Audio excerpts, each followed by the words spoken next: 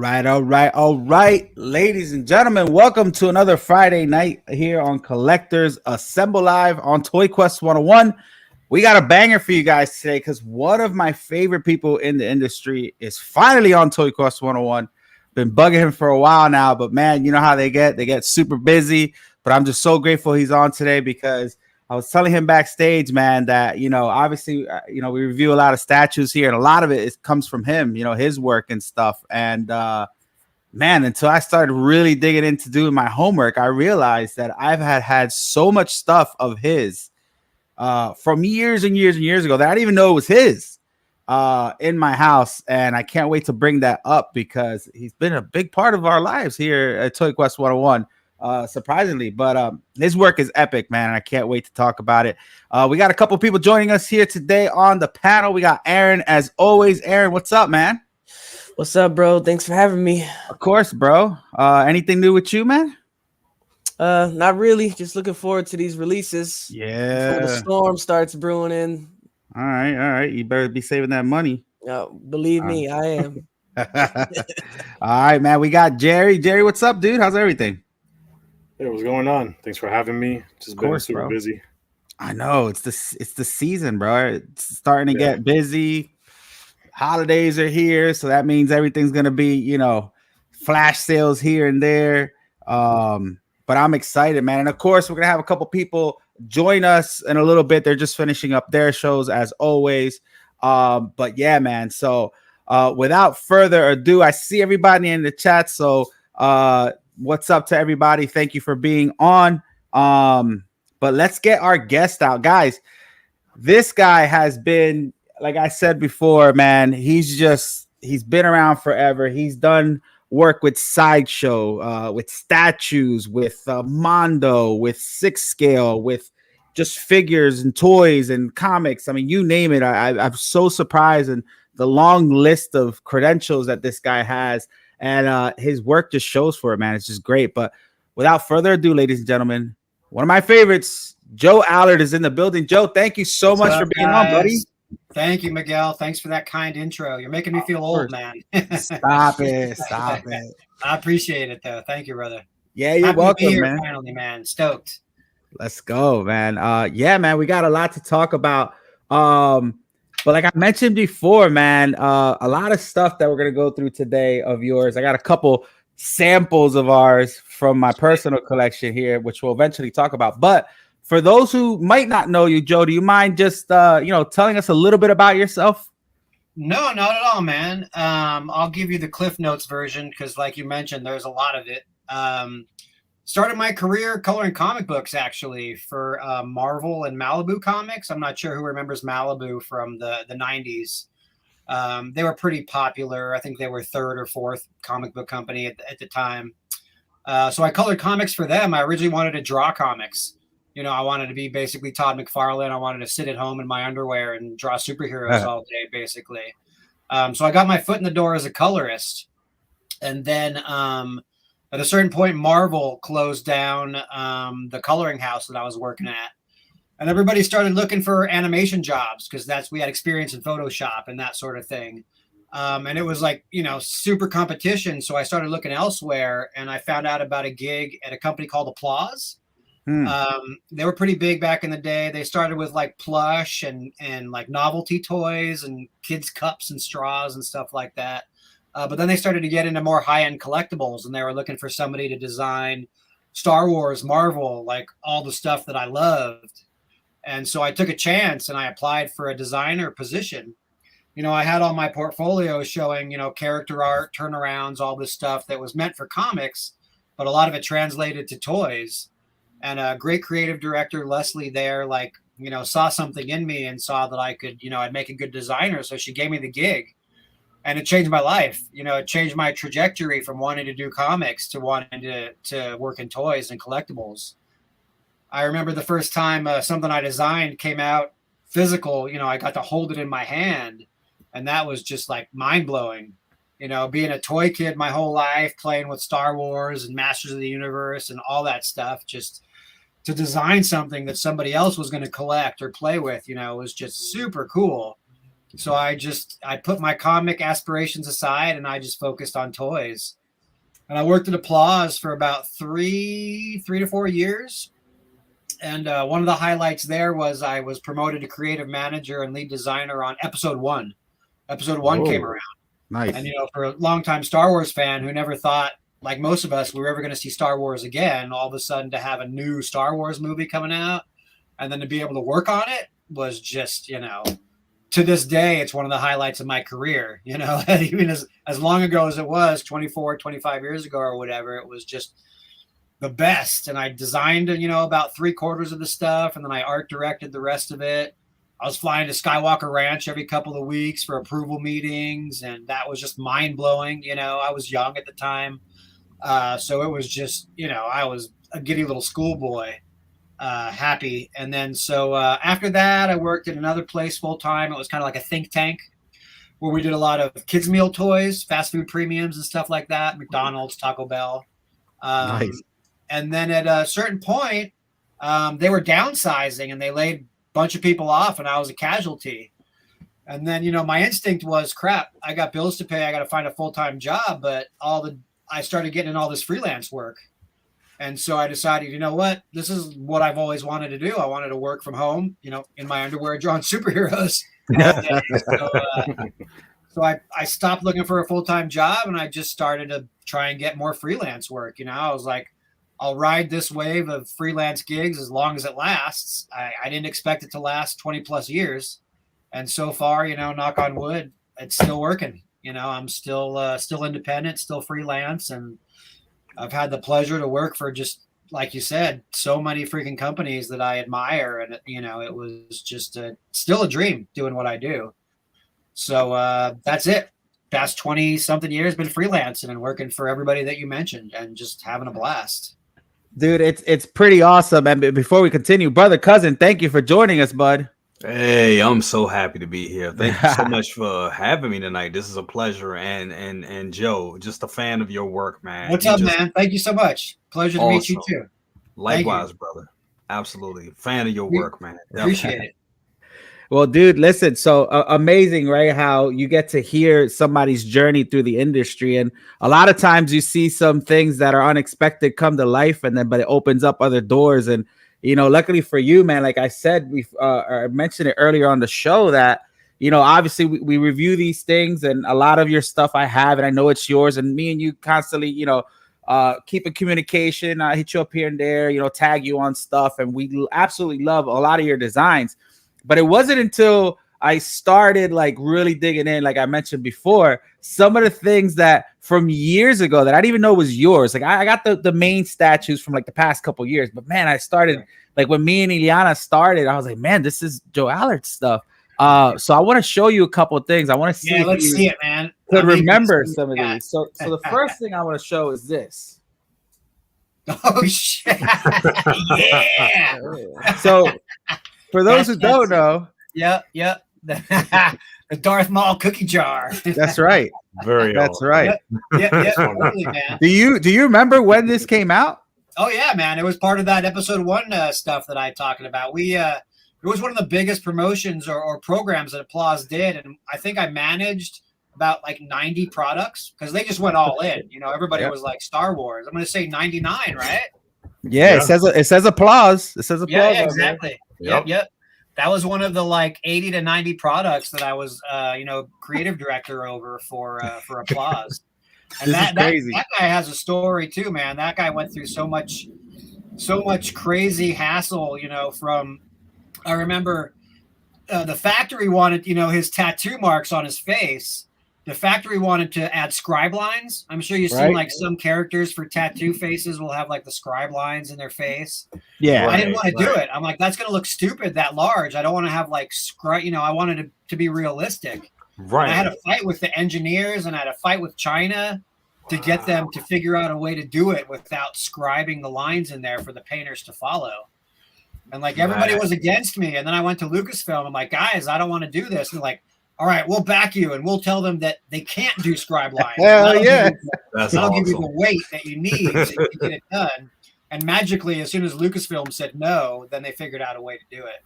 Let's go. We got it done. Yeah. Yeah, it's funny because I R2D2 one also. Yeah. I think I have that one upstairs actually, but it's funny. My kitchen Star Wars. So, but it's funny because this thing actually goes for a pretty penny now. It's like a collectible. That's good. Yeah. I got a couple in storage. That's good to know. Right, and I actually use it for what it's supposed to be used. Well, actually, I don't know. I put it's not a candy cooking in there. jar. It's a container. They called it a container. It's a container. I put like whatever you want, man. But I thought it was funny. Thought it was funny. I at least have it's two of those. Odd. Yeah, it was one of the oddballs that we did. You still have you used to have some of these, brother cousin? I actually have one. I had one in storage, and I had another one in my old apartment. So I had those back in the that was the hype. That was all the rage back in the day. So it looks good. It looks good. So another thing I wanted to show. So obviously, Ileana and I started doing blind bags when we started doing this YouTube show, right? That's what kids liked and stuff. And obviously, I couldn't do blind bags without doing the stuff that I loved. So some of the things that we did were from loyal subjects. Oh yeah. And then nice. Slash. See that. Yeah. I love those guys. I still got some right here, man. Check it. I got Leo, but he's got Snake Eyes' gun there, and I got. Hold on, let me put you on solo real quick. I want to see this. I got He-Man. Hey, I'm super proud of these guys, man, because these were, a lot of times I'm just designing like Darth Vader. He's got to look like Darth Vader or whatever. But these I got to design, an original style, an original look to these figures, and I got Snake Eyes over here too. That's awesome. So to be able to, I grew up playing with these toys. So to be able to literally redesign He-Man and G.I. Joe was just super freaking amazing. Oh yeah, there's one of the keychains. Yep, good old Mikey. And here's man. Leatherhead. And I have all the accessories still. They're just in the box. The hat and nice. So I had a fight with Nickelodeon on those because they're like, he doesn't look like a crocodile. I'm like, they're stylized. Yeah, right. We had to go back and forth, and finally they caved and they let me do what I wanted to do. Dude, that's hilarious. And then look at this. Still in a box. I have a bunch of these. Nice. Yeah, that's Power Rangers. Totally. Still in the box, right? Yeah. And then names on those boxes. Some of them had credit on there. Not all of them did though. Oh, look at that. Nice. Got a whole. Oh, those are the domes. Yeah, yes. I have those also. Yeah, exactly. I have those ones right here. That's hilarious. Those were fun, man. For the size, these guys come out. Some of them don't come out so great, but these actually came out pretty good. It's hard to get a good sculpt when it's like 2 inches long and inside a dome like that, but they came out pretty great.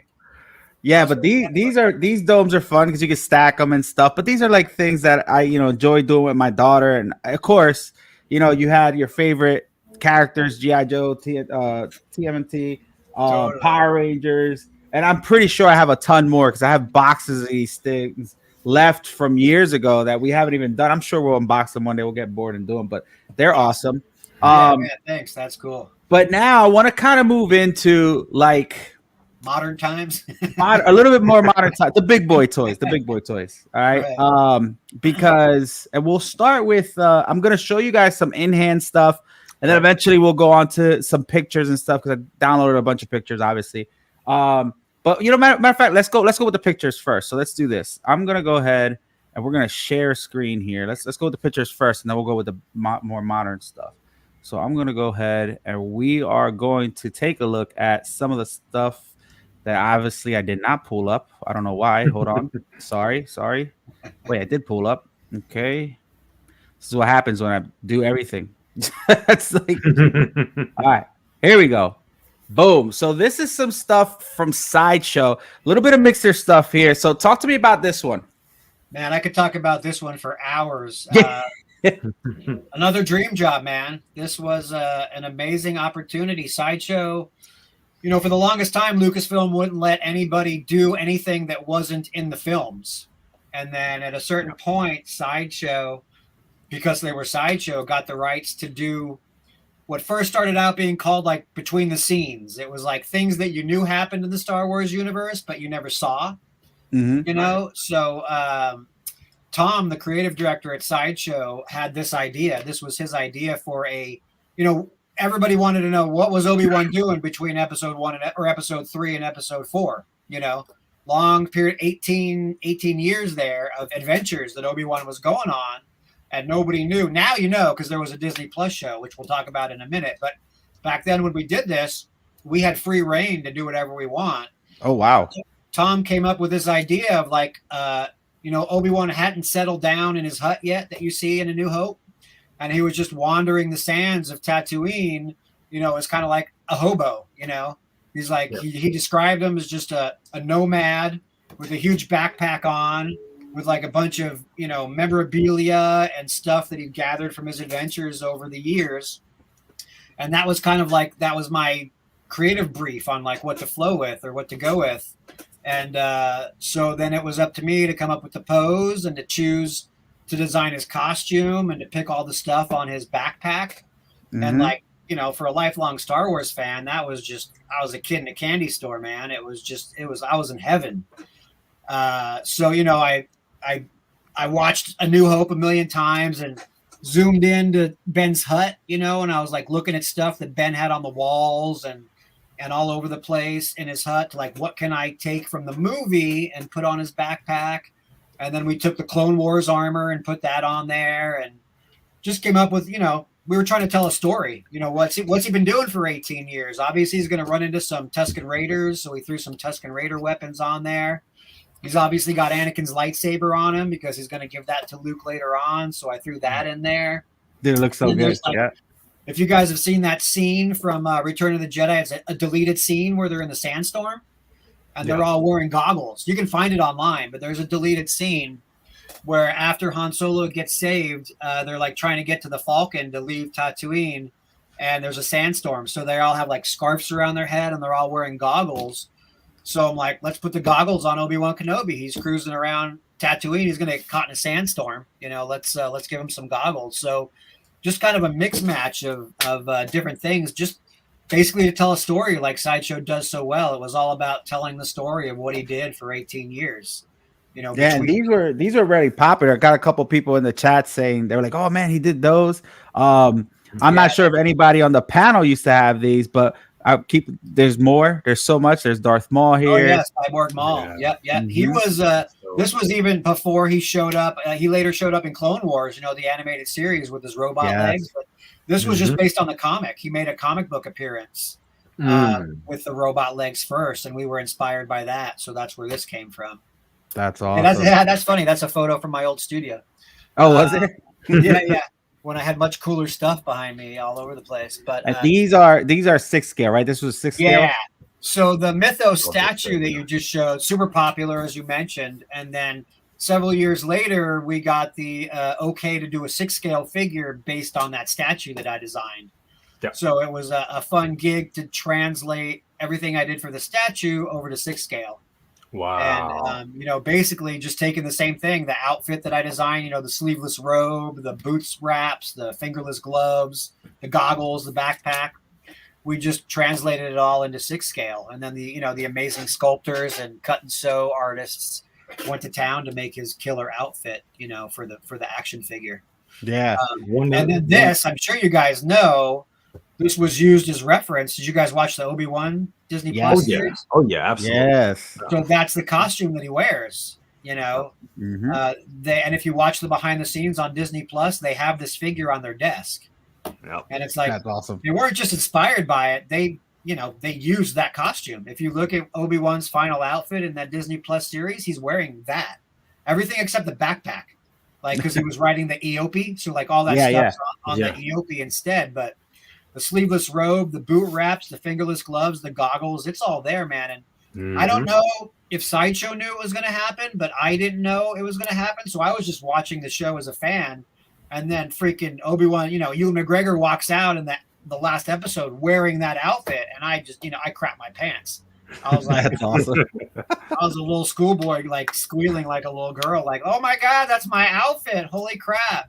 And I texted Tom from Sideshow. I'm like, dude, are you watching Obi-Wan? He's like, yeah, man, we did good. I'm like, yeah.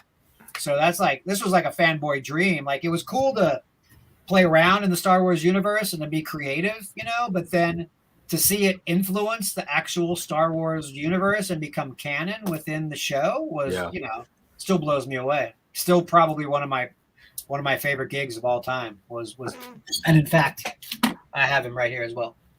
Oh, look at that. That's awesome. I think the third video, when I first started reviewing figures, I think this was my third review. Honestly. Wow. Yeah, I think way back. You remember that? Yeah, it was the second brother actually. It was his figure, and he was like, "Man, you gotta check it out." And I was like, "Dude, this is amazing." So, dude, that's awesome. Yeah, so, yeah, man, I'm super proud of that guy. I love it. Thank you for showing that. Happy to talk about that, man. Super career milestone or career highlight right there for sure. So just so you're aware, and I should have probably said this in the beginning. So there's everybody on this panel has like their own little niche here, kind of stuff, right? So I'm more like the statue guy, brother, cousin, and a couple of these like Aaron and stuff. They got a lot of more 6 scale figures, a little bit of statues and stuff. And then you got Jerry, who just does it all, right? Jerry's got pretty much everything. I got figures and statues. I got half. Yeah, so you're gonna get a couple people who like are aware of these 6 scale things, and here's another one. Let me see if I can add him on, or he adds himself on with the Thriller jacket. Is that a Thriller jacket? Oh, I thought it was a Thriller jacket. No, it's just a Sorry, I'm like, guys, I got caught up at work. I apologize. Nah, you're all good, bro. You're all good. We're just going through some of these sideshow pieces that Joe did. So let's see what else he's got on here real quick. Ooh, life size. Yeah, you work on this one? Yeah, nice. Yeah, that's very nice. Man, this is down memory lane. Oh, that was the I posted that on Instagram because I was so stoked. Wanted to show everyone. I was like, look at this. I designed this outfit right here. Dude, that's awesome, so man. that was the concept art for the 6 scale figure on the left. And then there's a screen capture of Ewan McGregor sporting the same duds right there. Looking that's sweet. freaking awesome. Yeah, man. Stoked. So now here we'll move into some of the 6 scale figures from DC. This is Harley Quinn, which is very popular as well. You got the Joker, which is another nice one. Those were fun. You got this is statue. Yep. Yeah. That was Sideshow's first collaboration with Brian Polito, who I'm still working with. I'm helping him out. I'm art directing some stuff for him. Nice. But yeah, that was the first Lady Death statue that we did. This is awesome. Hey, here's the statue again. There it is. There she is. There's the final piece. Sculpted by Tim Miller, who's an amazing sculptor. There's so many talented people out there, man. It's just like it is. It's crazy. And that's why I like to have, everybody that I can on this show to like really show off their to match their face with their products, right? Because you see their name on the box, and obviously we give them a lot of credit when we're reviewing it, but nobody really sees who they are. So that's why I love having you guys on to really see, oh man, that match the face with look at this. This is cool. Right. Oh yeah, Cobra Commander. These were a blast because I'm a huge G.I. Joe fan. So these were a lot of fun to do. There's a premium format. That guy was interesting too, because Sideshow, when we started that, when I did the design, they didn't even have the DC license. We did this to kind of get the DC license. Oh wow. And then doing it and DC seeing it was kind of what cemented Sideshow to get the license right there. So that was the very first DC premium format that they did. Sculpted by Martin Canal, who's a mind-blowing sculptor. He's just I love Martin Canal. Yeah, he's a good friend of mine too. Which we've been trying to get him on the show too. You got Anthony Kennedy. Lady Death is the best one out there. And then I got Arch asking a question. He's like, what do you prefer working on, 6 scale, or do you prefer what 6 scale? What scale does he prefer to work on? There you go. Sorry. Totally misread that. Oh man. You know what? I honestly, it's not, I love them all. I mean, one of the things I love about what I do as a freelancer is I get to work on so much different stuff, so I don't get bored. One couple days I'm working on an 7-inch action figure, then I'm doing a 6 scale figure, then I'm doing a statue, then I'm doing a bust. Honestly, I love it all. They all present different challenges. They're all fun in their own way. So, I'd have to say if I had to pick one kind of category, I love action figures of any size, whether it's 6 scale or 7-inch. I was an action figure kid growing up. and so just to be able to design them. Yeah, see, that's the design right there. And I actually hate that drawing. A lot of times working with Sideshow, like, because we were working with such insane sculptors, and like I said at the time, we didn't even have the DC license, so it didn't even have to go to DC for approval. A lot of times, like even especially the design for that Obi-Wan statue, a lot of them, they're just rough sketches. They're eager to start the sculpt, so I just kind of roughly sketch it out just to show the sculptor, this is the basic pose, this is the character, and go. Like nowadays, you'll see beautiful like movie studio style renderings for designs, and I'll do that sometimes too, but especially working with Sideshow, because we worked really closely with the sculptors, we art directed them very closely, and they were all mega talented dudes, and it was just Tom was like, just give me a rough sketch and we'll start sculpting. So a lot of my stuff for Sideshow, it's kind of iffy, it's just kind of rough sketches or whatever. But yeah, this was one too that I look back, I was like, man, I wish I did better art for this guy, because it's such a badass statue. Yeah, but so that's interesting you bring that up. So how does it feel when you see the final product? Like after you so like the very end, and I don't know how many of these you get actually in hand, or if you actually catch them at a con, or maybe watching now that we have social media, you're able to watch people in hand put pictures up of it, maybe tag you. But how does it feel seeing some like the end result product after it's all said and done? Oh, it's awesome, man. It's awesome. It's I'd say 99% of the time I'm blown away and pleased. Nice. Once in a while I'll see something, I'm like, damn, they really screwed that up. But that's rare. It's rare. Usually it's like that Joker statue where they'll take my mediocre design and they'll make it freaking amazing. So more often than not, I'm blown away and I'm super stoked. That's freaking awesome.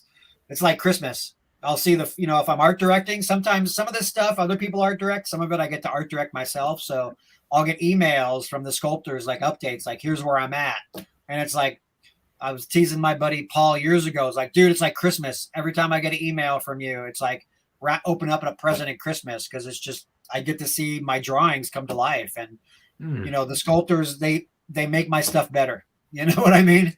It's like my drawing, sometimes it's just rough concept art, and they always make it look better than it was. So I'm almost always super pleased to see it.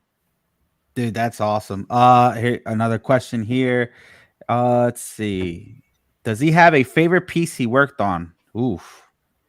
Man, if I had to pick one, it's probably the Obi-Wan Mythos statue and the 6-scale figure, but the statue came first. So I'd have to say the statue probably. There are several of them, but that one is probably top of the list. Was that also like your biggest, let's say, accomplishment, actually getting to work with Lucasfilm? Well, I worked with Lucasfilm for a long time, actually. Going back to Applause, that Darth Maul container. Yeah. So yeah, working with Lucasfilm, definitely. In general, that's definitely one of my biggest accomplishments. Yeah, absolutely. That's awesome. And it was crazy because the deadline or our schedule for getting all those products out, because we had to make the release date for episode 1. I think if you remember, like all the product came out like maybe a month before episode 1 came out. So like we had a tight deadline. And normally when you send stuff off to the licensor like Lucasfilm for approval, they can take like 2 to 4 weeks to get you back comments. And we didn't have time to wait. We didn't have time to wait. So at Applause, we set up like bi-weekly meetings. So I was literally flying to Skywalker Ranch every 2 weeks. And wait, so you got to go in like Skywalker? Oh yeah, dude, I was there dozens of times over that time period for Applause. Oh, wow. Yeah, it was crazy. I never actually met George, but they took me to lunch at the main house at the cafeteria, and he was there in the corner eating soup. And I'm like, I'm trying not to stare at him. I wanted to be cool. I'm like, I'm a professional. But like the whole time, I'm like, this fucking George Lucas over there, man. Yeah, for real. Like, I would have broke character. That would have been it for me. I was like, excuse me, security. I was like, yeah, totally. Yeah, man. I was like, I wanted to play it cool because like I was super young at the time. So like I was there representing Applause. And, I was there like, the creator of my favorite franchise ever was, so it was just, I try to play it as cool as possible. Do you get to keep do you get like a finished product of everything you do? or not everything. Like Diamond, Gentle Giant, they're amazing. They send me everything. Everything I'll forget a lot of times. I'll get a package in the mail. I was like, oh yeah, I worked on this because Chuck over there, they send me everything. Mondo sends me everything. Sideshow, it's tough. I have a lot of the Sideshow stuff, but their stuff is very limited and it's very expensive. So I didn't get all the Sideshow things. Sideshow, get your shit together. Come on, man. I can't blame them, when it's limited like that and the stuff costs so much money. Yeah. But they're cool. They made sure I got the important ones. I got a Mythos statue. I got Maul Cyborg. So the ones that I'm super passionate about, they always made sure that I got a copy of that. So I'd say maybe, I get about 75% of the stuff that I work on these days. Yeah, I get one sample. It's the artist sample that they send. That's cool, man. Let's see what else we got here. I'm a little late. Have you been able to work on anything Marvel related, or do you have any Marvel plans in the future? Yeah, I've done stuff Marvel dating all the way back to Applause. Like I mentioned at the beginning, I actually started coloring comics for Marvel. Nice. So I was a colorist for them for about 3 years before I broke into toys. And then at Applause, I was like the lead designer on Star Wars and Marvel. So I did a bunch of Marvel collectibles and novelty stuff. And then to this day, I do some Marvel projects here and there. Yeah, definitely. Actually, that's a good segue, and I'll get to some more questions in the. Yeah, that's one of my favorite busts right there from the Legends. Oh, you already saw it. Okay. Oh, sorry. No, you're good. You're good. You're good. Let's see. How do I do this? Horrible at this stuff. All right, here we go.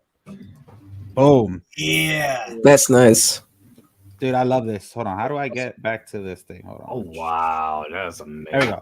So I have to tell you, out of all the Legends in 3D that my daughter and I have done, this is probably one of my favorites. And I know this camera isn't the best, but the details on the face and then on the base as well, Pumpkin Bomb right here. Oh, dude, it's so great. But when we got this in hand, I had to. So when my daughter and I do these shows, there's no cuts. It's like straight through, guys. I know a lot of people don't know that. I had to cut this one because when we opened it, I like was like, oh man, this looks good. And I was like, oh crap, I forgot we were recording. But like, it is so good. And the one comment that I could, if I get $1 for every time somebody says it, I'd probably be rich. But is if they wish to get these on a bigger scale. Could you imagine this like on a huge scale? But this is so this is obviously from our friends over at Diamond Select. We, Josh mentioned some Marvel stuff, so I wanted to show this. There's another one here that I got. I just want to mention the sculptor is Alterton Bazaar. He's a crazy madman. He does some great stuff. I love Alterton. He did a great job with that. There's a couple of them. Rocco Tartamella, another good friend of ours. He does a lot of good portraits for the Legends of 3D bugs. He's like the portrait guy for the likenesses and stuff like that. Leo's in the building. Leo, what's up? You feeling better, buddy? Damn, you guys got a full house with this show. Nice. Yeah, not really. Yeah, bro. I'm Leo, still here. You sound like death. I kind of feel like it, bro. Can you just say a line from a DMX verse? What you really want from a? don't make him laugh. Yeah, what's going on, man? What's up, dude? Listen, I'm happy you're here because I'm pretty sure you got a couple things that our guest has in your collection. But Leo, this is Joe Allard, our guest today. Pleasure to meet you, man. Definitely pleasure. Likewise. He's a little under the weather, but he still wanted to join us, so I appreciate it. Yeah. Right on, trooper. Nice. Yeah. Let me show another one here. So this is cool too. Ooh. Yeah. So this is another one of very nice. Hold on, let me see. Why do I always do this? I always zoom out and then I can't zoom in. All right, let's see how we do this. A nice one to bring up, considering all the Dr. Doom news we got. I know. I just read that Mads Mikkelsen, right? One of them is rumored to. Yeah, Mads Mikkelsen. Yeah, I really wanted. It's crazy though, but it's reversed because they have Mads Mikkelsen tapped, or they said that he was in talks, but then Javier Bardem was in talks for Galactus, and I wanted that to be a reverse because I think that Javier Bardem would be a dope Doom. Yeah, I could see that. Yeah. I'd be happy with either. I could see that. Yeah. How do you feel about Pedro as Mr. Fantastic? Yeah. Yeah, I can see that. I'm behind him. I like him better than the Krasinski guy. I'd rather see really. Yeah, I don't. Maybe you guys can explain to me why so many fanboys and fans. Why do they want the guy from The Office as freaking Reed Richards? I don't get it either. Honestly, that guy. You know what? I don't think he did a bad job, but I think it was. I think it was because again there were a lot of fan conversations. He was fan cast, so of course. Why? Why are they fan casting him? I just don't get it. I know they latched onto it. You know, because again, when there's fan casting people, it becomes believable. It becomes tangible at that point if they can find somebody to play the role. And they, you know, also, everybody was pushing for him and his wife, but she didn't want to do it. Like she was like, "Nah, I'm not going to do it." I can see her as Sue, but I don't Also, most fan casting just go off of looks. Yeah. He kind of looks like him. Yeah, he should do it. I sat on it. It was crazy though, because when they made the announcement, I was looking at it, I was like, you know what? I just at first I couldn't see it. Yep. But then I just sat with it. I sat with it and I was like, oh, Pedro. I was like, but you know what? He is a really, really good caliber actor. And he does have range and he can switch up and become somebody else totally different constantly. So right now, they're trying to fill those shoes with someone who's credible, and at the same time, they're trying to bring more attention to that franchise because, again, you know, with Marvel right now, we know where they are. So and they know. I mean, I can see Pedro doing it, and they know they're gonna please the fans because everybody loves him from Mandalorian and Last of Us. You know, he's a liked dude. You know, that genre of fans likes him already. So I think Marvel's got a lock if they were. Well, also, you never know. Like, who would have thought Chris Evans would have been a good Cap, seeing like what he did before the MCU. Yeah, right. He was a great Johnny Storm too, actually. Yeah, I think so too. Yeah, he was. And it's funny because we had this whole debate on Leo's show. Was it last night? I feel like it was last night. Was it last night? Wednesday night. Yeah. Wednesday night. I can't tell my days apart. Wednesday night, and I hated it at first, and then I had to throw a meme in his group because I was like, man, at first I was like, nah, and then I was like, yeah, no, but wait, nah. But I think he's still gonna kill it. My thing is, I feel like he has to look the part too, even though he might not. But like one thing I mentioned was the biggest thing for that was that franchise has been a failure for the last couple of movies that they did. So they need to really hit this one out the park, and I think that's one of the reasons why they went with Mr. Pascal. But it's gonna be one of those things where I'm sure he's gonna kill it, and everybody's gonna enjoy it. But yeah, so this is the Doom, which is another one of my favorite pieces. And like I mentioned before, and there's a lot of guys in the chats now, the industry's moving because things are getting a lot more expensive. People's pockets are getting less empty. So now they're going back to these smaller companies that do smaller statues that are way more affordable. And everything that I preach about these guys is that this is worth every penny. These things are under $300 or $400. And they look amazing. And when you have them all next to each other in a row, they're a lot better as well. And let me just show one more thing here. I like the scale personally. Like I don't have room for a bunch of full-size busts, So these are, and I was never a huge fan of mini busts. So these are like a sweet spot in between the mini bust and the life size that I think look great on the shelf. They're big enough that you can get detail on there, but they're not so big that they take up, so much freaking room that you can't get a nice collection. How many life size busts can you fit? I know. And here's another one that you worked on too. So everything that I've been showing is stuff that he's worked on. Yep. What scale? Do you know what scale are these?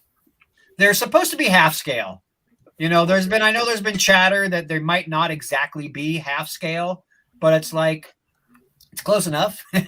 They bill them at half scale. When we first did it, we talked about the size, and we started with all right, an average human skull is how many inches from chin to top of the head, and we took whatever the half of that was, and that's what we shot out to try and make these. Of course, they vary because character sizes vary, and like there's some shrinkage and issues when you head sizes. Yeah, but I think they're close enough that that I think half scale is close enough. Are these still available? Yes. Most of them are. Some have sold out, but I think most of them are still available. Wow. The Doom is calling me. Yeah, so I'll tell you right now, all these 4 are still available, and if not, just hit me up because I could probably find them for you. But again, these guys like what's up? They're not that expensive. Like I think this one was maybe $175. Exactly. Most of them are under $200. The large ones are a little more, but most of them are under $200. And those, as you know, I mean, the fun for me with those is the base. I mean, that's what when Chuck came to me and he's like, "Hey, we want to do a line of half scale busts, but we don't want to do, most busts out there, whether they're mini busts or the full size, they all have a common base. They're all on the same pedestal style base." And Chuck at Diamond's like, we want to do individual personalized bases for each bust. And that, to me, as a designer, that's exciting. Like, busts alone, you don't have a lot to work with. I'm working with the head and shoulders, basically. So it's hard enough to try and capture the character in that little bit. Like, what can I do? I can turn the head to the left, turn the head to the right, have them look up, have them look down, that sort of thing. But then when you get into the base, you can really dial into that character and really kind of try and bring something that's personal to the character and that it really speaks to, the fandom or whatever. So with those, it's always the funnest part for me is coming up with what's the base going to be. Sometimes it's easy, like that Green Goblin. Like immediately I'm like, pumpkin bomb with some steam coming out, as the pedestal. Some of them are more difficult. Like this one, though, you got the... Yeah, exactly. Yeah, that one. I love it. But when I designed it, it was more the base was inspired by an X-wing. It wasn't exactly an X-wing. But then when they went and sculpted it, they even put a little R2-D2 in there, and I'm like, like the X-wing is like shooting up into him. It's a little odd. Everybody seems to dig it, but for me, I don't know. I like the inspired by more rather than it being exactly that vehicle. Yeah, and Doom was actually a tough one too. I mean, that one wasn't too bad because he lives in his castle in Latveria or whatever, and he's so vain. So I put the big like D on there, his big initial and all that stuff. A hard one was the Thing, Ben Grimm. He's like, he doesn't really have anything that's personal to him, like other than his blue panties. Like, what does Ben have to the character? So his base was, luckily this came out right, but it was inspired by the Fantastic Car because he was generally shown as the pilot of the Fantastic Car in most of the comic books. He was you're right. Driving. So that's how I got there to his base was, got reference to the Fantastic Car and just kind of ripped on that to make that his base because that was all I could come up with.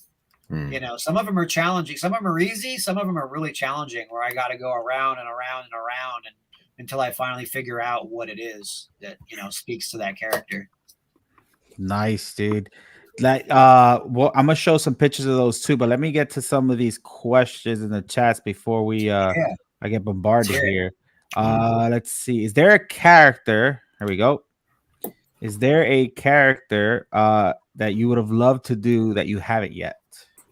Man, that is a great question. You know what? As soon as we're done with this video, I'll probably come up with 5 answers. Crap. You know what? All right, I can give you this answer.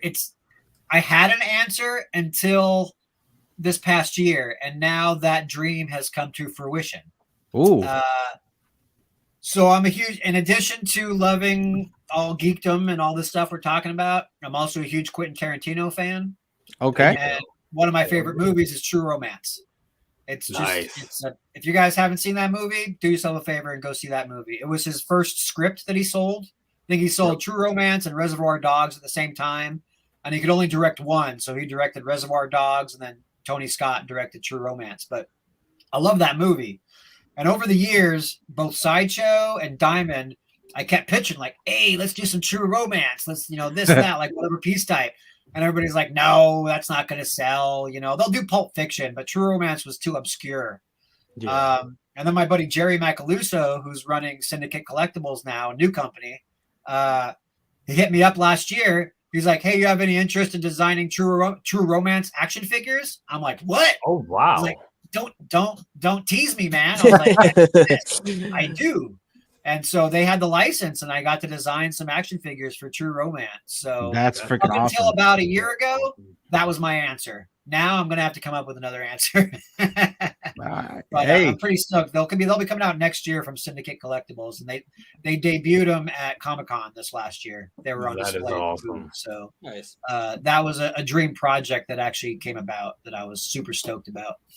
That's pretty awesome, dude. Danny Lee here with another question. And he's talking about the portraits. Did you have the intention to have both portraits for the Mythos Obi-Wan statue from the start? Absolutely. That was originally planned, was because during the discussions and the design meetings, we're like, do we make him look like Ewan McGregor, or do we make him look like Alec Guinness? And pretty much right away, we're like, let's do both. We're going to do a younger Alec Guinness and an older Ewan McGregor. So that fans can choose for themselves which one do they want to do. Dope. So in my original design, it's not super obvious in the art, but there's a drawing of him with just his hand out, and that face is supposed to be Alec Guinness. And then in the version where he's got the lightsaber and he's looking the other way, that was Ewan McGregor. So yeah, from the very beginning it was planned. And then it was actually, and I'm a little disappointed, when we first started doing the 6-scale figure, it was going to be the same way. We were going to do a younger Alec Guinness head and an older Ewan McGregor head and kind of, merge them together. That's what they ended up doing. We were going to do separate heads, and then somebody decided along the way to do a hybrid. So the head on the 6-scale figure is a little bit of both.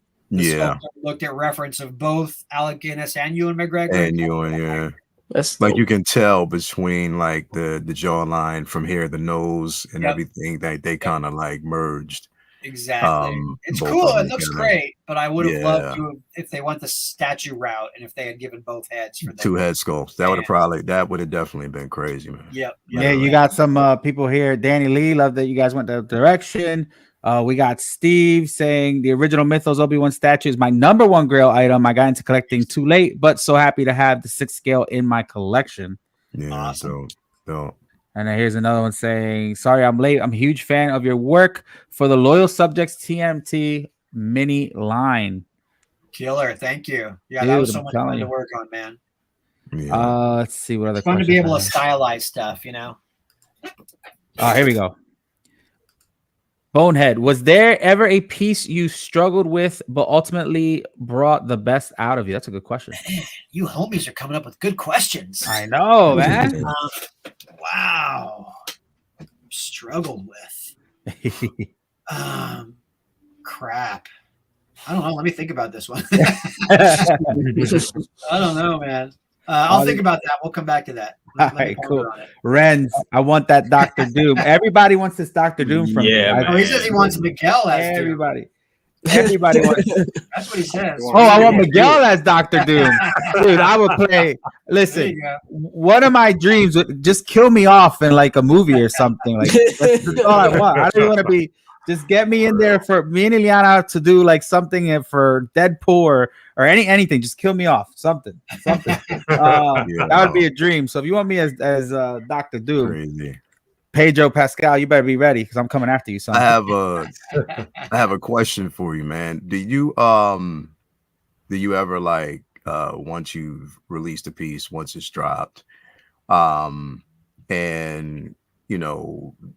we might receive it well, like we might receive it and love it. Have you ever looked at a piece and said, man, I could have did this with that piece, or I could have did that with that piece? And the beauty of it, like being an artist and being a creator, you can go back and do certain things and kind of switch it up. But it's just like that first attempt. Sometimes we're our worst critics when it comes to certain things. We always talk about what we could have actually done better. But for us, looking at the piece, it's like, what more could you have done? Yeah, exactly. And that's how I like it. You guys don't know what's going on in my head and all the doubt and decision I made. A lot of times I got to rely on the creative director. I mean, be confident that it's like, all right, if they liked it and the licensor liked it, it's good to go. If the fans like it, it's good to go. But as an artist, like you said, I can't help but constantly be rethinking and, you know, overthinking what I've done. So it happens pretty often where I'll see something that's like, I should have spent more time on that. I should have rethought that. I should have done it differently. You know, what comes to mind right off the bat is some of those Legends in 3D busts. There's a couple of the bases that I look at them, and I don't know if I should tell you guys which ones, but I hate them. I literally hate them because I just think they're dumb. And it's like, but yeah, man. I'll give you one right off the bat. Bo-Katan. Really? She's on her wrist guard. And when I designed it, I'm like, that will be cool. Because again, trying to come up with something that is that was personal dope, to that character. Yeah, that was a real good one. It was dope. I'm glad you guys like it. See, exactly. I shouldn't say anything. I wonder if I have a picture of it. I don't know if I have a picture of it in here. Wow. I don't think I have. It was tough to come up with like what is personal to her that I could make into a base. You know, I couldn't do the dark saber. I could have done the dark saber, I guess, but so the wrist guard is what came to mind. And at first I thought it was a great idea and it looked cool in the sketch. And then when I saw the sculpt, I'm just like, eesh, you know, I don't know about that. I thought it was dope. I'm proud of that one. I'm super proud of the incredible. freaking Dagobah house on Obi-Wan or on Yoda right there. Yeah, that incredible. One came out super dope. We actually did a versus against Natasha Cannondale X, and she reviewed this one. Oh yeah, I remember that. Remember? That one came out so dope. And this is we were able to kind of reveal this for Gentle Giant, and it was pretty cool doing the collaboration with them. We had a lot of fun, but this one's neat too. And like I said, a lot of these that one I don't doubt. See that one, you can see like the base. It looks like an X-wing. It's obviously an X-wing, but all the details not there. R2's not there. There's no cockpit. Yeah, you know. And it was just supposed to be inspired by, and then they went super literal and they turned it into an actual X-wing, which is cool. You know, but this guy was fun. That's the back. Yeah, that was nice. We're rolling, bro. Hold on, let me get the real picture. There we go.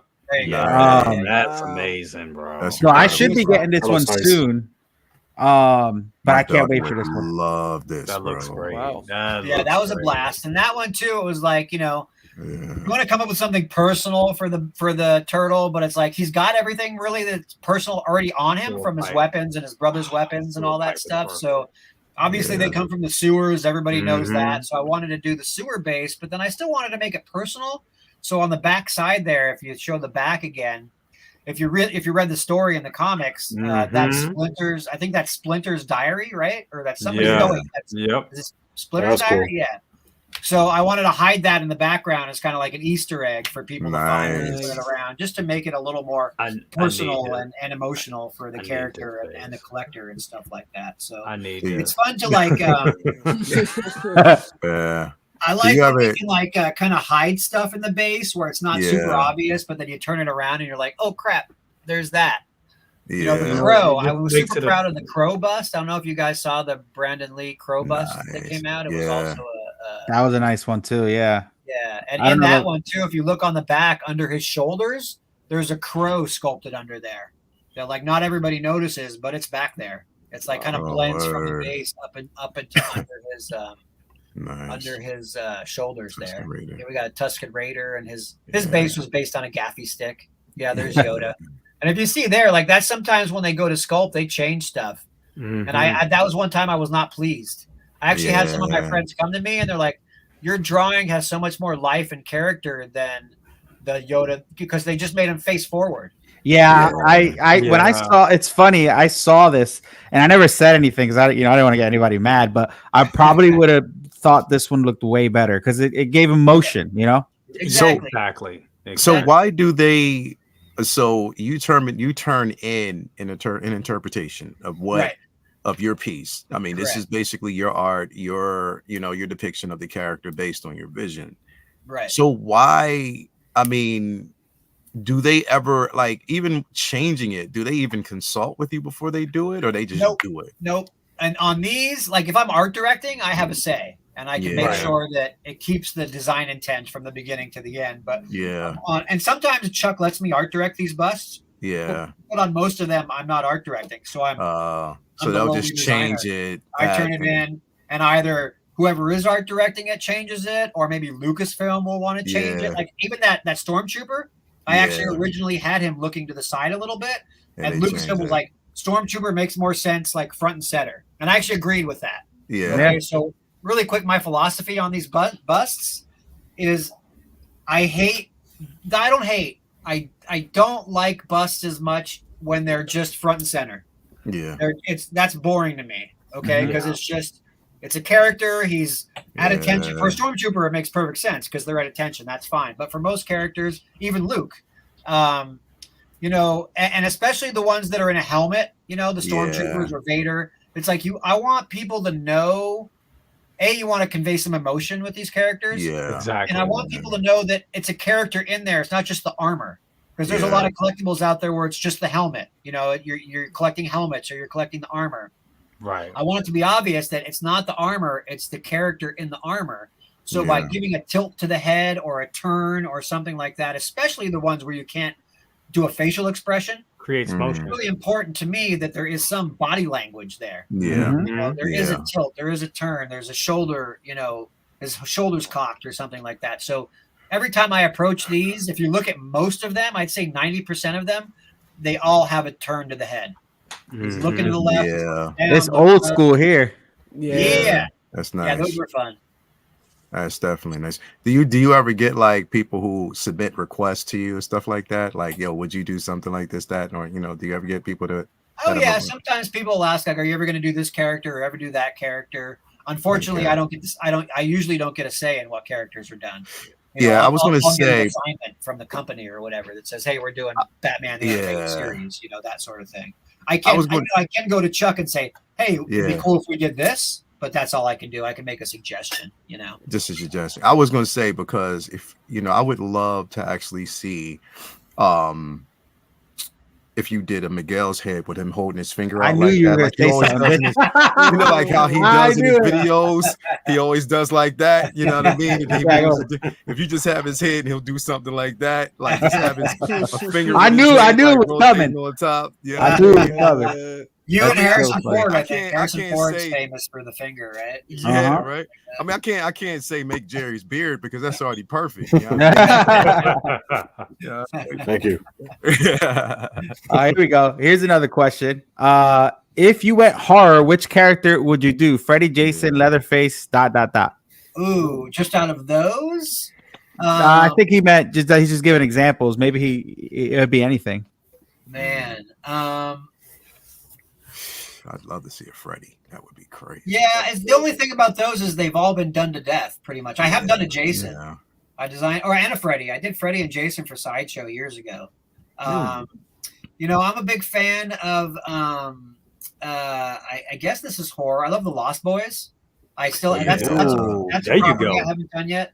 I love the vampire makeup in the Lost Boys. I think it still holds up today. It's still pretty amazing. So I would love to do.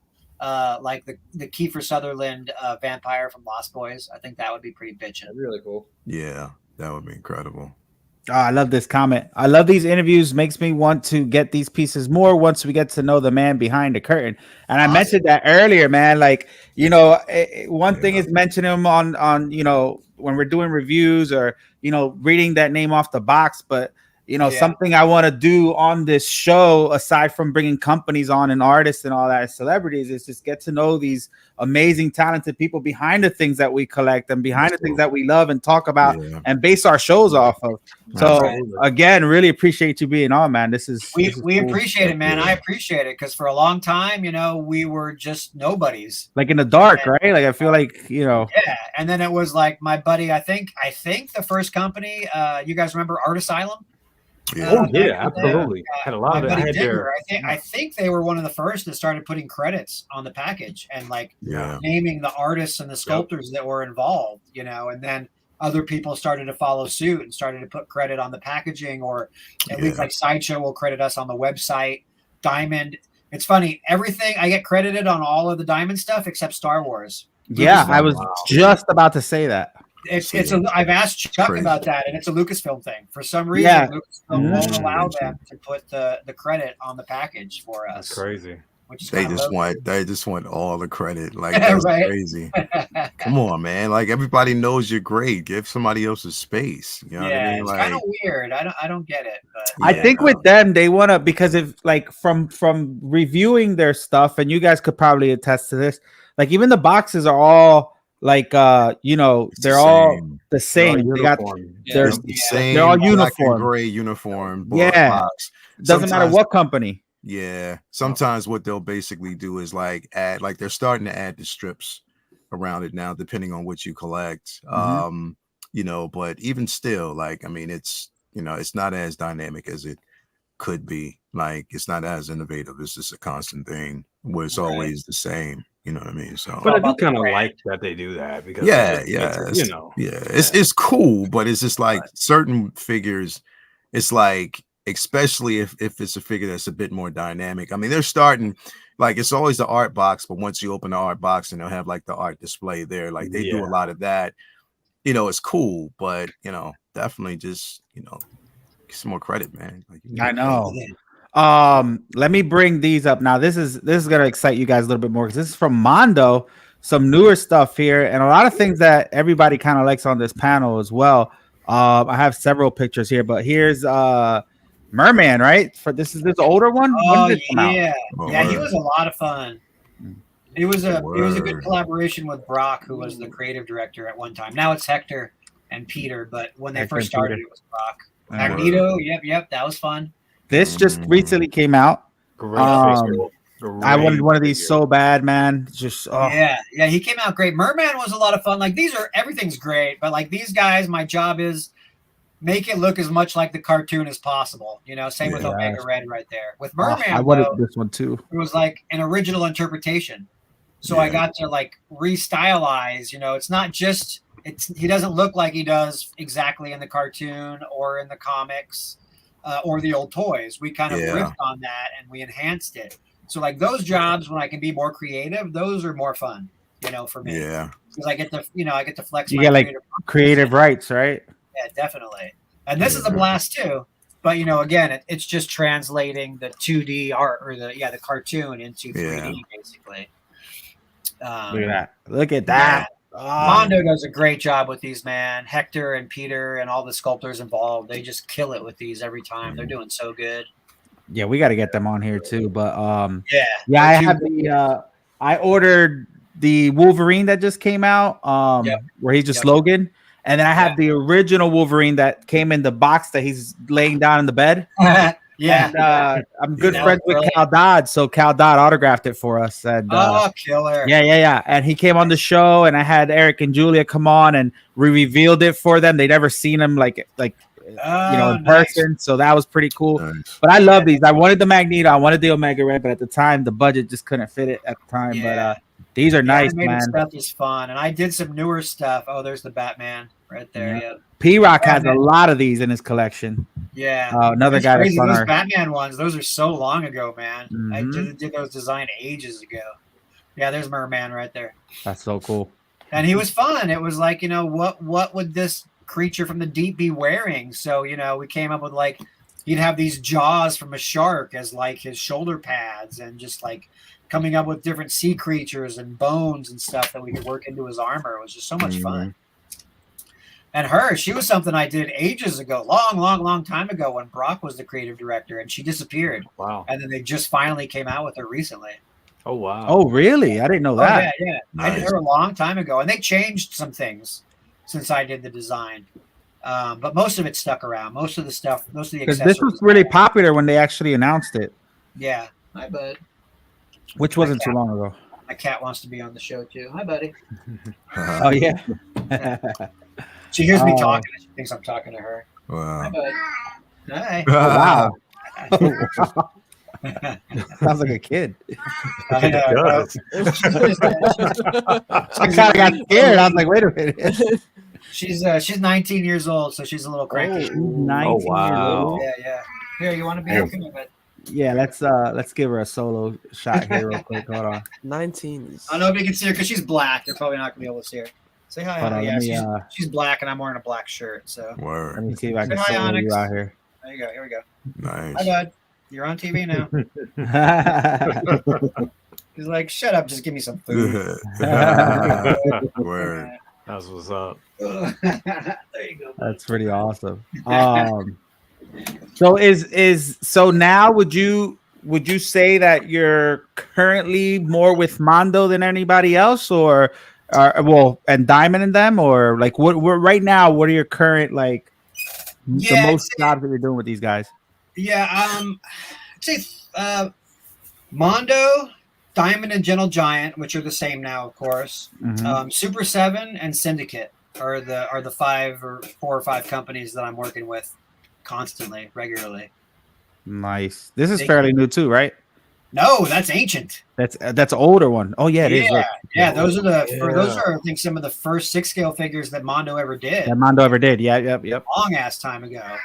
That was when Brock was still a creative director, and that was fun because they are super expensive to find now. Yeah, that was cool because they put my concept art on the flap right there, so that and a credit inside the box, so that was super cool of them to do, and that was fun because at the time, like way back when these came out, I think it was maybe NECA had done. I think NECA had maybe done their comic styled figures. But there wasn't really like everybody else was doing the cartoon or the movies or like the original Playmate style. So Brock wanted to translate, the original Mirage comics into a high quality 6-scale figure. And that's where I fell in love with the Turtles. Like I used to collect the black and white comics from Mirage, like way back in the day when I was a kid. So being able to translate that style into a 6-scale figure was a blast. Yeah, that's crazy. And this is one of the awesome, occasions. A lot of times they veer from my art. But if you look at the figure versus my drawings right there, it looks just like it. It came out. I like that they used your drawings in the box too. Me too. Yeah, that was super awesome. What are these going for now, Leo? Like in the second-hand market? Oh my god! Like literally. Really? I think I actually saw one because I had been looking for. My daughter. My youngest is a huge turtle fan. Huge turtle fan. And she's over in Australia with her mom, and bro, I saw not this one, it was another one. I think it might have actually been this one that was going for like 680, bro. Oh, wow. Yeah, it was 680. Nice. Like literally, they are no joke. You can't get them under because again, it was the first edition at that time. Yeah. So you're not going to be able to find them at a cheaper price unless it's like a re-release, and they're not doing that. What did they retail for? Like when they first came out? I think they were like 200, right? 200, maybe I think. Right, brother cousin, they were around 200, right? It was about around 200. I'm actually saw one now. Yeah, that was right there. You're expensive. They're expensive. I found one Leo for 300. I'm looking. I'm yeah, bro. 300. It was 300. It was 300, 425. Then it was one for 680. Yeah. Wow. And I was like, yo, what are y'all doing, man? But it speaks to just the demand for this particular figure and how good it is. You know what I mean? And that people want it. So yeah. I mean, how does it feel when to know that you've actually created Grail pieces? Oh, it's awesome, man. I still I've been doing this a long time. I still get excited to hear all the stuff that you guys are telling me. Definitely. Yeah, bro. And like back then too, when this guy came out, now everybody and their mother's doing 6-scale figures, and there's a lot of awesome stuff out there. But at this time, there weren't that many out there. It was more rare. Yeah. So it was a little more special at the time. Nice. This is cool though. A lot of cool stuff, man. A lot of cool stuff. Yeah, there's the Harley Quinn that I did ages ago, long before the figure. I'm busy here today. I want to bring up these too, just because they're cool, and I'm actually gonna have Tweeterhead on soon. Oh yeah, Chad and David. You having David on or? Chad. Chad. Okay, nice. And I helped. I probably designed everything Tweeterhead did for their first couple years. Nice. Wow, that is amazing. All the Batman 66 wow. stuff. Oh my god, is that 6-scale? Yes. Yeah. Wow. Oh I've never Adam seen West. Yeah, and that was actually there it is. Wow. That was a highlight for me too. Was Adam West actually unveiled this at Comic-Con, and I got to meet Adam West. What? For real? Yeah. Wow. I got a photo. I think Wow. a photo on my Instagram somewhere. It's funny because everybody that sees it, they're like, "You look like a kid." Come I got this on, big man. grin on my face, man. It was like, I Look grew up at watching him, so it was like I felt like I was meeting Batman himself. I've never seen these, man. I've never seen Yeah, these. Me neither. You know how I know these are older? Because they say DC Direct on the bottom. Yeah, you don't see that much either, bro. But they aged well. Yeah, the Catwoman was the very first incredible. one. We did Catwoman first, and then we did a Batman, and then we did Adam West, and then we did Batgirl. I mean, these look way better than the actual figures themselves, man. Like that is incredible. Yeah, that's Trevor, cool though, because Miguel's gonna track one down for me and pay for it. It's hey, if I can find one, I will. Amazingly talented dude named Trevor Grove sculpted all these for Tweeterhead. Wow. He's amazing. He still does stuff for Tweeterhead. He's really amazing. Oh, you know what? He also did the Mythos Obi-Wan, the statue. Oh shit! wow. Okay. Yeah. He's amazingly talented. He was a kid when he did the Mythos Obi-Wan, like literally a kid. I think he was still living with his mom or something like that. Wow. He was phenomenally talented. He does portraits, amazing. Super talented dude. And I think he still does stuff for NECA, from what it looks like. That's awesome. These are phenomenal. Like I know. I wish Mario was on because he loves this Batman. Before, man, for real. Never. Whoa. This is the first time I've actually seen them. Oh, really? Whoa. Yeah. How much are they going for? I'm looking at it right. This is what put Tweeterhead on the map. You know, these were their first statues that they did.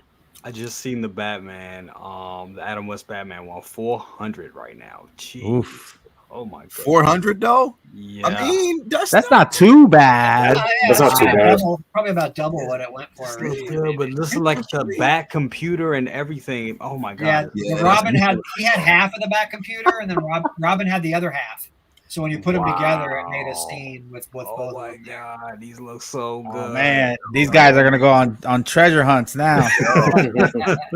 Three brother cousins card too. Yeah. Read that fine print. That's all. Yeah, bro. Yeah, Nice. you're doing Yvonne Craig, man. What kid didn't have a crush on her, man? Oh my god, are you crazy? Everybody did. Everybody did. Everybody. I hope Toya's not watching though. She's good. But yeah, I thought these were cool, so I wanted to share that, man. But like, you've done it all. I mean, it's crazy the amount of stuff that you've done. And like I mentioned before, man, like obviously my daughter and I know you from more of the modern stuff, and then I started really doing more of my homework, and I'm like, man, so much that you've done that like I have in my house, and I didn't even know you were like took part of it, which I thought was really, really cool. Thank you, man. Thank you. Well, dude, this is just amazing. Any of you guys eat at Wendy's? Yeah. Do you guys know about Wendy's. The Wendy's figures? No. I think I don't know if the promotion is still going, but there was a really killer blind box promotion that they did. Oh wow! A fellow named Matt Kaufman did the artwork here, but I designed all the figures. And there's something like 18 figures. So each of these blind boxes has 3 of these little figures in it. What? And then there's there's groups of 3. You can see there's like series 1, series 2. That'll be a dream of mine just to have McDonald's or somebody picking up my figures. Oh, totally. I mean, I've done a lot of fast food premiums in my day, but I haven't done them in a while. So this was a blast. I have a buddy that works, my friend Matt Ragland. We worked together at Applause. And now he's the vice president over at Stratman, and they do all of the Wendy's kids meal promotions. Wow. So he called me up last year. He's like, I need somebody to do, stylized figures, and I can't think of anybody better. I'm like, freaking A, bring it on. Wow. So I got to design all the little figures that are. Bonehead said he's going to Wendy's tomorrow. I hope they're still there. I know they ran till November. I don't know if they run through November.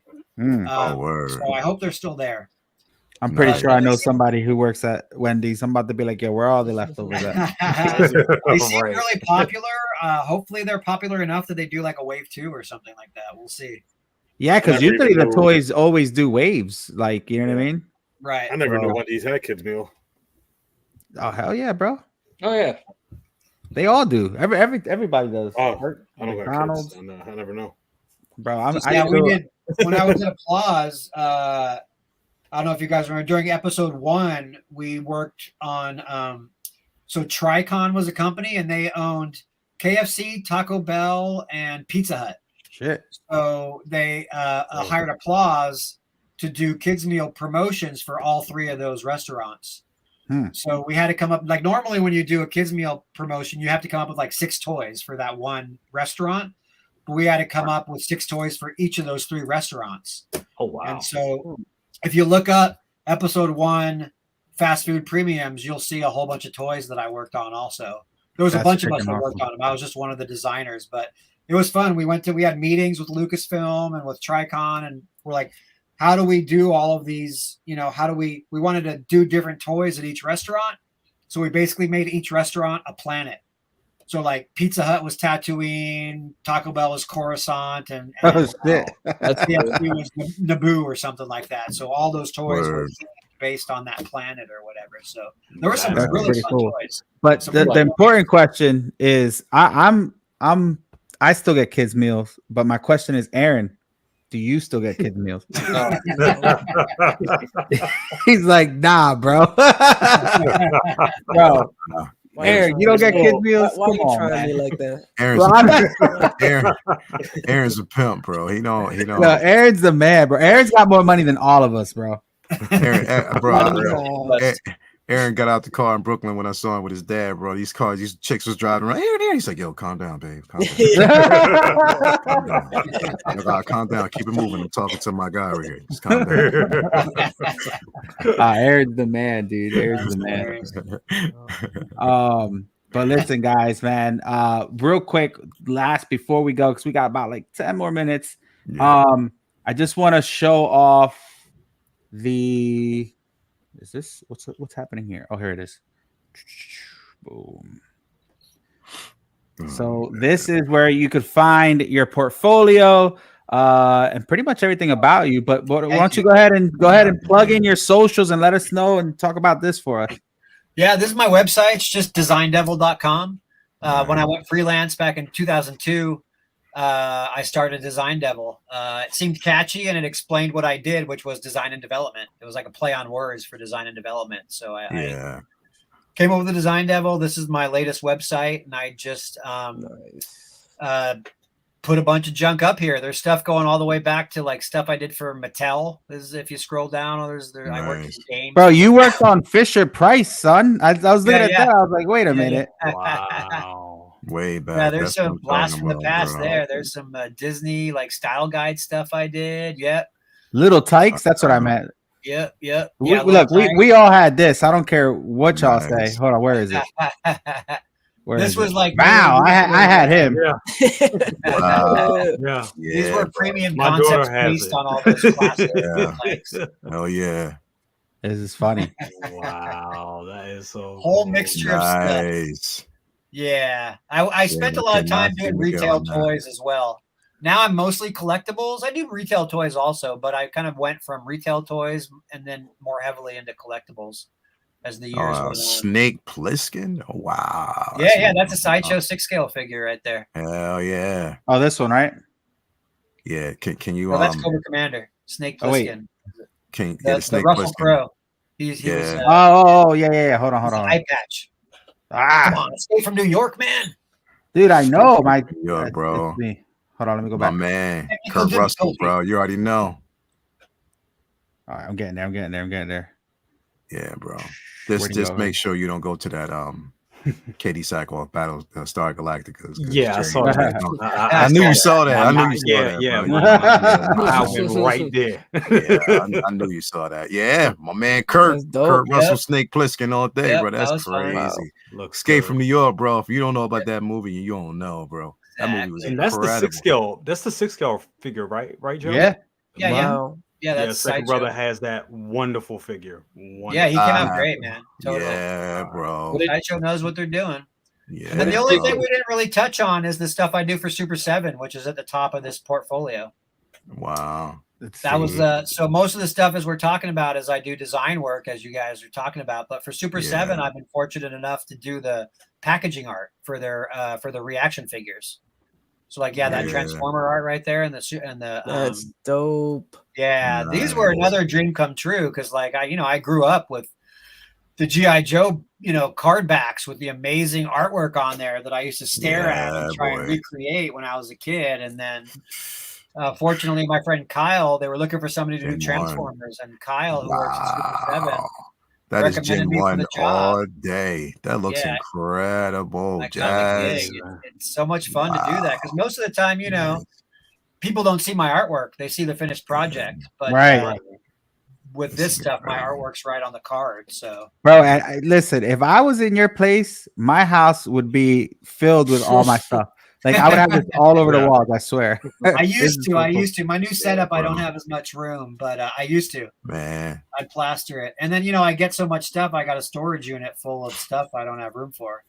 I'm keeping it for a rainy day. Nice. And I'm gonna go find one of those Leos and sell them for $600. I'm about to say, all these guys are about to DM you right now, and it will sell. It would definitely sell, bro. You already know it will go. Yeah, what is my eyes on these Batman. This Batman stuff is just amazing. Incredible, right? Oh my god, that is. I never even knew this stuff existed. So me neither, bro. Wow. Me neither, definitely. What, Leo? Which one's the one you wanted to see? Nah, I didn't want to see it. I was just telling you not to go there because Jay's on here.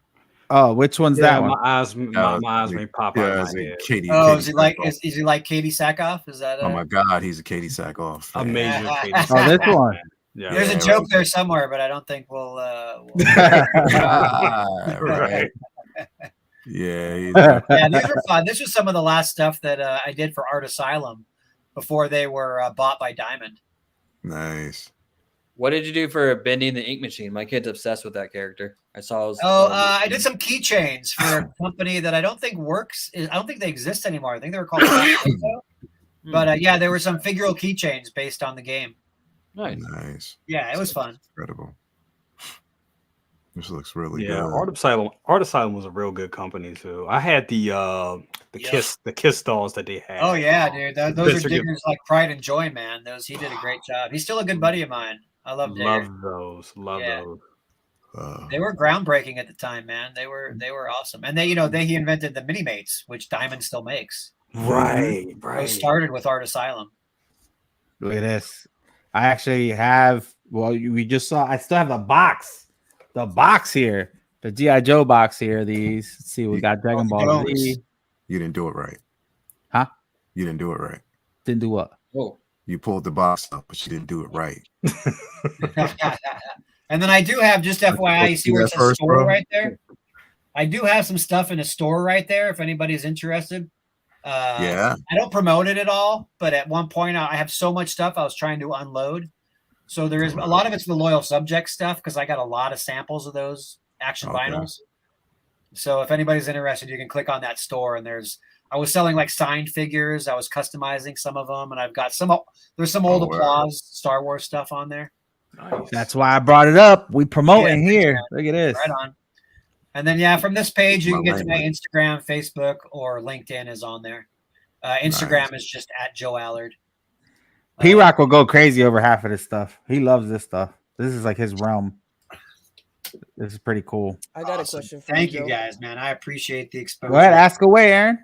Is there any advice you would give for upcoming designers? Ooh, good one. That is a good question, man. It's tough. The landscape changed a lot.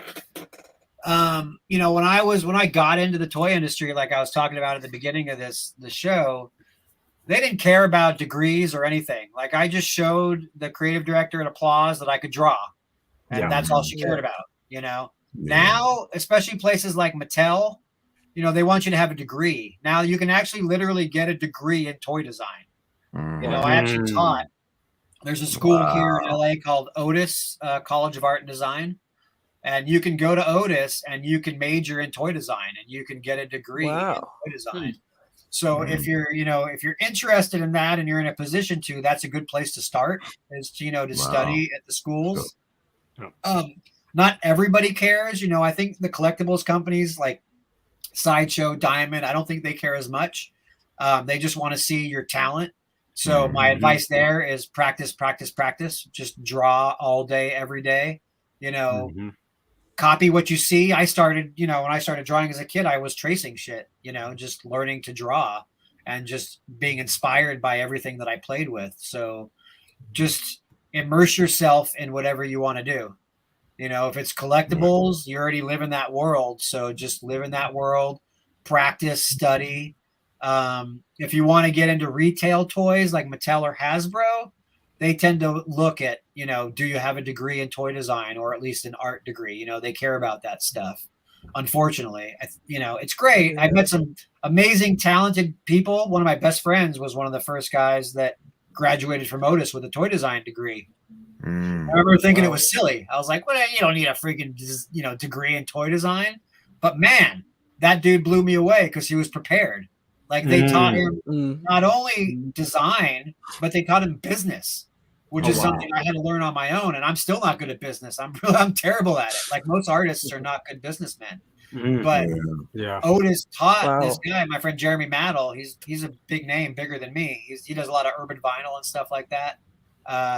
But he studied at Otis, and he got a really well-rounded education of marketing, promotion, business, how to present yourself to companies, how to present your toys to companies. And I think that just really helped him.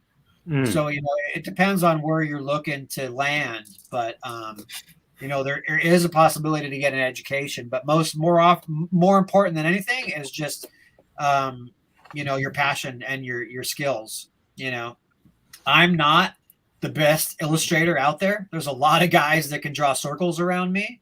You know, so there's a difference between a good illustrator and a good designer. Like if you told me like we're going to put you in a competition, like an illustration competition, I'd be nervous as hell because I'm not the best illustrator.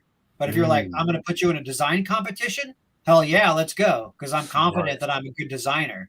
You know, you don't have to be the best artist to be a good designer. They're kind of two different skill sets, you know, as long as you can put down your ideas on paper and make it, you know, easy for a sculptor or an art director to read and understand, you know, you can succeed as a designer, you know.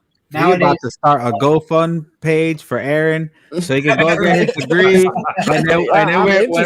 When I'm like 60 years old, I'm gonna be reviewing his figures, and I'll be like, I remember when he used to be on our show underneath his bunk bed and get Wendy's, McDonald's fries and toys from there. I remember. It's dope to hear, man. Is just be persistent, man. A lot of it, some of it's talent, a lot of it's passion, and you know, at least half of it is timing. You know, I applied when I was coming up. I applied at companies, and it was not the right time. I got rejected. But then you apply sometime else when they're looking for somebody with your skill set, and boom, you're in. So you just have to be persistent. Timing is a big deal. So really just immersing yourself in the industry and staying on top of what's going on and what the trends are. I think that's really important. And just being passionate about it, you know. Aaron, is that something you want to do? I'm interested. Oh, you should definitely do it. That'd be awesome, dude. And you're already like in the YouTube world where we have a lot of connections with these companies, man. So exactly. At least got a bit of a foot in. Yeah, exactly. Yeah, it's a whole different world with social media, man. It's crazy. Yeah. I'm lucky that I got in when I did because I don't think I'd have it. I don't know if I'd have as much of a chance if I was trying to get in now. There's so, you know, with the internet and globalization and social media, competition is insane because there are so many talented dudes out there, you know. So but that's why really you have people like us, though, that speak for you. Right. Appreciate That's the thing. When you have people like us who basically speak for you, we try to do it. I do a show on Monday nights, Comic Book Talk with Friends, and it's not about, you know, we talk about, you know, everything that's going on in pop culture, everything that's going on, you know, the history of books, but we always start the show by highlighting the artist. Awesome. That's what we start, you know, for any book. It's always highlighting the artist, the history of the artist, letting people know that certain properties that you've touched have come from this artist and you probably didn't even know. And I think that more people should do that. You know what I mean? Like highlight the artist first and foremost, because this stuff wouldn't be in hand. The concepts and the idea wouldn't be in hand if it didn't come from the artist. 100%. And we appreciate it because it's traditionally known artists are not the best businessmen or promoters. You know, artists are not really good. Art. Myself included, you know, a lot of us are, you know, not the best promoters. A lot of artists are introverts, you know, they're not out there. They don't want to get out there and put their name out there. So when people like you are out there, you know, highlighting these artists, it's you know, greatly appreciated by everybody. So thank you. Dude, we love it, man. We love it. We love having people like you on and, you know, sharing our stories back and forth. I think it's cool, man. And, you know, like Arch said, you know, and that's one of our goals here. And I'm sure with Leo and everybody else is, you know, it's kind of to bridge that gap between the person collecting and the person behind the curtain who actually does these things that we love to talk about, right?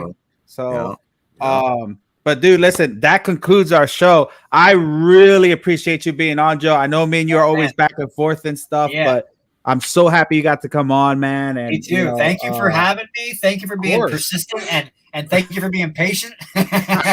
Dude, I already know the drill. Trust me. I've been down this road. That's why I'm completely understanding. I'm just glad we got you in finally, man, because it's been our pleasure, man, for real. Thank you so much.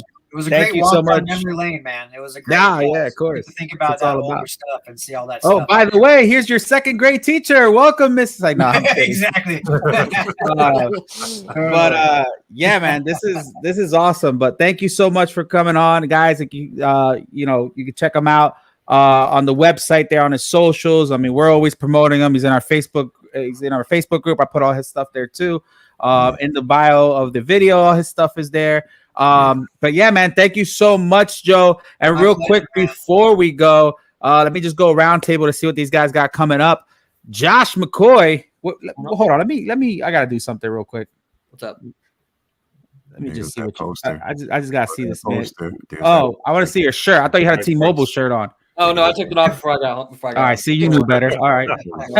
I knew. Look at those posters in the back, though. Love it. Yeah, bro. Yeah, I don't do much of Mondo figures, but this is probably my favorite Mondo print, the Madness one. So nice, man. The Multiverse of Madness. Oh yeah, I know. You see it. He is my pick because he's in one of the most underrated MCU films. Because I don't know why people. Bro, say it again. That's great. Please Sam Raimi, say it again. Say it again. All about the Sam Raimi, dude. Yeah. I love that film, people's issues with it. I think what happened with this film. I'm sorry, Miguel. I know you're trying to wrap up. No, you're good. There's so much hype, and people like. I don't know. I think people were expecting too much from it. Exactly. And they spoiled it for themselves. It was a brilliant film. I loved it. We got Me too. Listen, stop that nonsense. She-Hulk was the best. Anyway, no, not much. It's kind of slow as far as collectibles go. Just kind of hanging out with you on Friday nights, man. And Joe, it was a great pleasure meeting you, man. I hope you can. Thank you, Josh. Soon, man. Thank you. Appreciate it. Awesome, man. Thank you, Josh. Jerry, appreciate you being on, bud. Anything new coming in for you, man? Same as Josh. Just paying off some customs and just waiting. Okay, waiting for them Black Friday deals. No, just waiting for what I'm paying off. I'm done for the year. Are you? You tapped out until Cyber Monday comes, right? You got to be a skeptic now, man. Everything's so expensive. I know. And the thing is, with customs, you're paying pretty much like monthly. So, yeah, gotcha. I'm good. Well, I appreciate you being on, man. I really do, as always. For having me. Yep. Aaron, my guy, the future toy designer, and he's gonna go back one day and he's gonna be like, you know what? One day I was inspired on ToyQuest101 by Joe Allard, and because of him and that show and all the guys on the panel, I'm now one of the best designers in the world. And he's not gonna forget about poor people because we're all gonna get a copy of each one of his designs that he's made, and we're all gonna be able to review them on our show. Ain't that right, Aaron? Yeah, that's right. That's right. But dude, thank you. Thanks for being on, bro. I appreciate you. You got anything coming in? I know you were saying you're waiting on some releases. Yeah, it's been slow collecting wise, but thanks, Joe, for the advice. I really appreciate it. Oh, my pleasure, man. Good luck nice meeting you. Yeah. You can hit me up on Instagram if you got any actual questions. Happy to help. No doubt. Awesome, dude. Cheers. Thanks for having me, Miguel, though. Of course, dude. As always. We got brother cousin in the building. Hey. Dude, thank you, man. I appreciate you being on. I know you got a lot of stuff coming in and you got a couple shows coming up, but why don't you talk to us about it? Absolutely. Well, no, thank you. This was a treat. Definitely. Thank you so much for having me tonight. And Joe, amazing. Like, didn't even know I had some of your work. A lot of awesome. That's awesome. So it's gonna be fun to hunt some of them things down too and try to get some of those grails. That's gonna be fun. So dude, if you guys get those Adam West ones, I'm gonna be like super happy. I want to see them.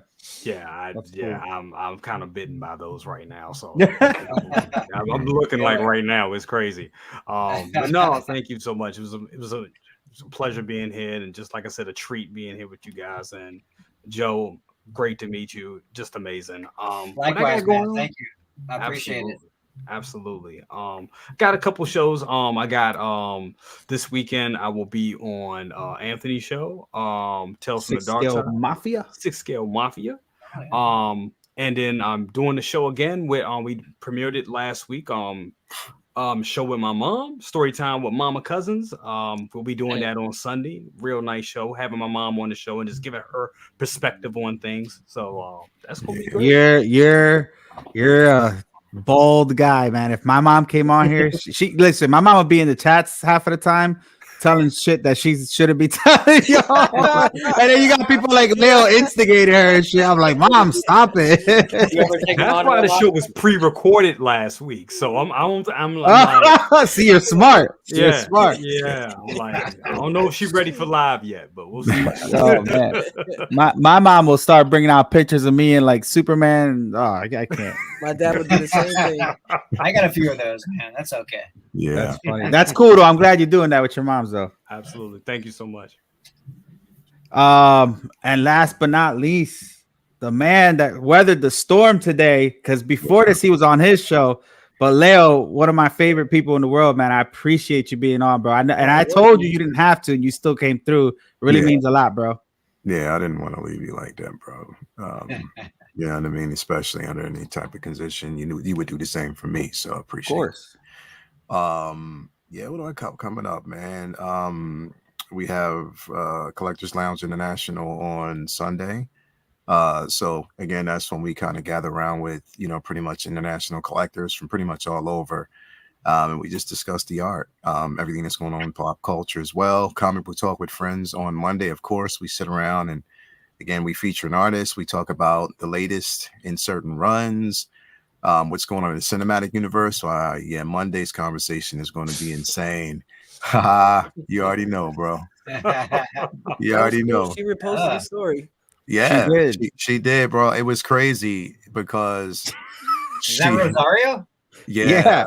This is fake. I put his head in there, but that was Danny DeVito earlier. But I brought this up because go ahead. He's telling the story, but she posted his story. All I did was I tagged her and shared her, a picture of the new Ahsoka 1/6 scale figure from Hot Toys. I'm thinking because I got the likeness right, and she was gracious enough not to just share it, but reach into the inbox and say, "Do you mind?" That's all she said. Oh wow! And I was like, "Sure," and she shared it. And you know what I mean? But when you see it, you just wonder who it is. But she has that check, so it was her. So cool, I was just like, she's super cool. We met her in London. I met her once actually. Celebration. Yeah, she's amazing, bro. She's such an amazing individual.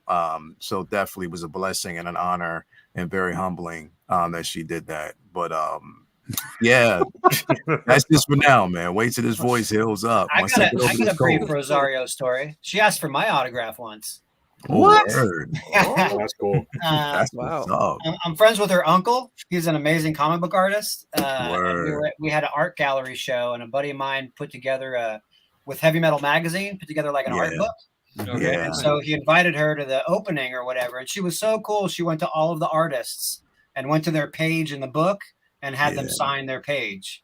Wow. It was like she didn't need to do that, but she was just super chill. She was very talkative and cool, and it was just like, what world are we in where freaking Rosario Dawson is asking for my freaking autograph? Yeah. And she's been killing it, bro. This was years ago. This was like more than 10 years ago, probably about 10 years ago, maybe. Bro, we met her. We got an autograph picture with her. She saw Toya. I was standing with Toya, but she saw Toya. She said hi. She was very gracious. That's and she awesome. saw Toya. She was like, "Yo, you are beautiful," and she just started talking to her.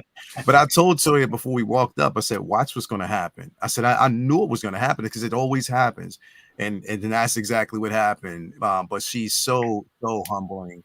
Yeah. A nice Totally. person, very gracious individual, and I'm so glad she's killing it right now. Yeah. And they did do her a disservice with this figure. They killed it. Yes. So yeah, but yeah, we're going to be doing that again. We'll probably be talking about it more in detail on Say What Wednesday next week. You know what I mean? So that's going to be fun. And then yeah, collectors. Or I'm sorry, Figure Flex Friday. We do a show every week where we let the fans themselves show off their collection and their art. So that's something that we do. So yeah, that's mainly. Yeah, I gotta start putting some of my pictures in there because it's not 6 scale, but it's not, bro. It doesn't have to be 6 scale. It could be statues. It could be. I know, but some of these guys in there, like the way they do their art. I'm not a photographer. I got some cool displays, but that's about it. You know how the show started, bro? How? You want me to tell you how the show started? Yeah. Tell me. Oh yeah. That guy right there. That guy right up there, happening right now. We were on his show, and for some reason he just decided it turned into like a flex show where everybody just started flexing their That's right. figures and their grill pieces. He turns off the camera, walks down the hall, and goes down to the basement to show off his display of the Batman, the '89 Batman, Batmobile, and the Joker and Bat. And I was like, yeah, okay, it's done. We're over. I had to shut shit down. Sorry. Yeah, he shut it down. He shut it down some fierce. But yeah, that's how the show got started. And then Luminar, my girl and everybody got involved, and they just made it for what it is today. So definitely. But yeah, man, thank you, and thank you for sharing your work. I mean, Absolutely. definitely, Joe, a lot of people really need to know where these things come from, and for Miguel to do shows like this is meaningful for people who appreciate art. I just wish that more people would do the same. I wish that some of these companies would do the same. Etch out some time. I mean, your companies are based off of the foundation of an artist who created this for you and created this space for you. So showcase that person. It only does you so much more good. It does it just shows how a stand-up company it could be. So they just need to start doing stuff like that, bro. Absolutely. From your ear, from your mouth to the company's ears, man. Yeah, bro. Cheers. Thank you, man. Well, listen, man, I appreciate you all. As far as for us, we always have a bunch of things, but I just want to say that next Friday is going to be my thank you show to all our fans. It's going to be a giveaway train. Nothing but giveaways from our friends that collaborate with us, whether they're artists, they're celebrities, or companies. So definitely want to my homie with the super sticker Ep38 for Collectibles. That's right. Thank you so much, Nilda. I appreciate you, man. You didn't have to do that. But yeah, our giveaway show is gonna be next Friday, and it's just gonna be a ton of fun stuff, guys. So make sure you pay attention to that. Nilda, again, thank you so much for the super sticker. Appreciate you. But Joe, thank you again, guys. Thank you again. And we'll see you guys on another episode. Of ToyQuest101 Collectors Assemble Live. Peace, y'all.